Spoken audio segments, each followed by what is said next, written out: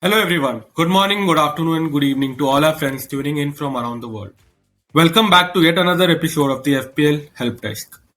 After going through all your replies and comments, we concluded that most of them revolved around the chip strategy and the wildcard team for Game Week 26. And hence we thought that instead of covering the questions one by one, let's just do a chip strategy video. And hence, here we are with the ultimate chip strategy video. We'll be covering 3 different chip strategies and we'll be highlighting the advantages and disadvantages of each strategy as we go forward. To start with, let's just look at the results from Game Week 25. We are recording this before the Arsenal and the Liverpool game. The upset of the game week was Fulham against Wolves. We all expected a Wolves clean sheet there, but a wonder goal from Fulham cancelled out that. Apart from that, Wolves were relatively at ease throughout the game. But the ultimate game of the week was Spurs against Chelsea, defeating them 2-0 and City winning 4-1 again. Liverpool disappointed in the first game against Palace, but we are hoping that they go big against Wolves tonight. So here is an extract from the ever reliable Ben Crellin.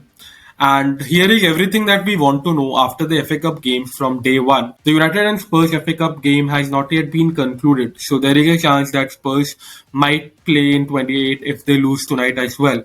But apart from that, we have a clear picture about Game Week 28 and Game Week 29 as to who all are blanking and who all are doubling. The team that are playing in both 28 and 29 are Arsenal, Crystal Palace, Everton as well as Wolves. Point to note here is Brighton as well as Brentford, they both double in 27. Brentford have a good double in 27, but both their games are away games. While for Brighton, it's an amazing game week from attacking perspective. So these are the games that we see until Game Week 29, and let's just dive into the chip strategy that we have for you. So the first chip strategy is wildcard in Game Week 26, bench boost in Game Week 29, and free hit in either Game Week 32 or 34.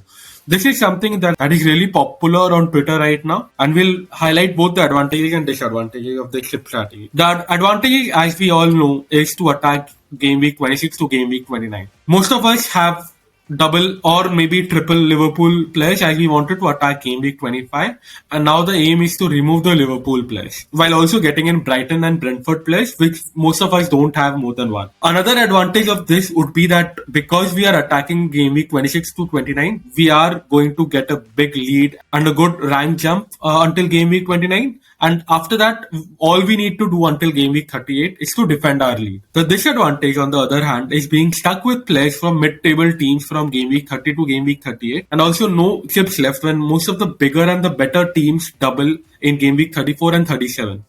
Now, why we say being stuck with mid-table team from 30 to 38 is because Brentford have a double in 27 and both their games are away games. Let us now tell you the record that Brentford have in away games. They have played 11 games, out of which they have won only 2, drawn 6 and lost 3 games, while also conceding 19 goals, scoring 13 goals and keeping only 3 clean sheets. That too against West Ham when they were really struggling in attack, Leeds, which was your attacking game, we agree, and also Bournemouth, who are the second worst attack in home games. Now they play Everton and Southampton, but a poor away run is a poor away run, and we have to keep that in mind. Moving on to chip strategy 2, and this is the chip strategy that we like the most. Free hit Game Week 29, wildcard Game Week 33, and bench boost Game Week 34. Let's now deep dive into advantages and disadvantages. The advantages are that we can utilize and bring in Brighton and Brentford players and then dead end our team to Game Week 32, and after that we can bring in the players from good teams. The second advantage is have 2 chips to take the best advantage of. That is wildcard 33 and bench boost 34. Now by doing this, we'll have 15 double game week players in game week 34. What this strategy also helps us in doing is that it helps us in attacking game week 29, which is where we'll free hit and bring in the best players from United, Leicester and other teams that have easier fixtures in game week 29. Now what are the disadvantages of this strategy? Maybe, a big maybe, suboptimal game week 27 and 28 team for us, and tricky fixtures for game week 29 for top teams, that is for City and Arsenal. They don't double, but they have a good single game week fixture against Leeds and Liverpool respectively. So we would ideally want 1 or 2 players from those teams, which might affect the free hit strategy that we have there. Let us now discuss the third chip strategy, which is free hit game week 32, wildcard 33 and bench boost 34. This is very similar to what we discussed earlier in strategy number 2. The only difference being that we are free hitting in game week 32. The main advantage is that we can completely dead end our team in game week 32, wildcard and bench boost like with last strategy with 15 double game week players.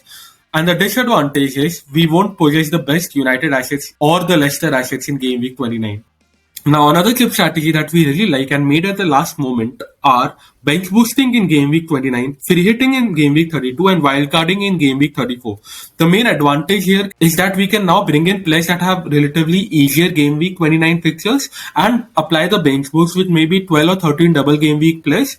Free hit in Game Week 32 when there is a blank game week, and then wildcard in Game Week 34 so that we spread the fund for the perfect 11 and don't keep costlier players on the bench, so that we can just attack the final game weeks with perfect 11 players from relatively good teams and not mid-table teams. These are the advantages that we have for Chip Strategy 4, which we rate as the second best chip strategy after what we discussed in Chip Strategy 2. That is it from the FPL Boys for this game week. Do let us know in the comment section with what chip strategy you are going with, and we really hope that this video helped you. Thank you and all the best for the coming game week.